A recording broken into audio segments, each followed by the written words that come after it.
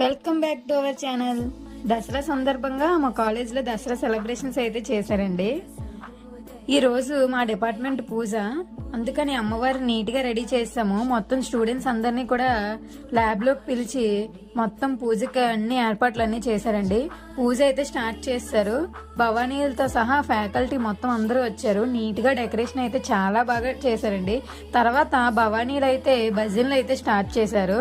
భవానీలు భజనలు ఆపట్లేదండి.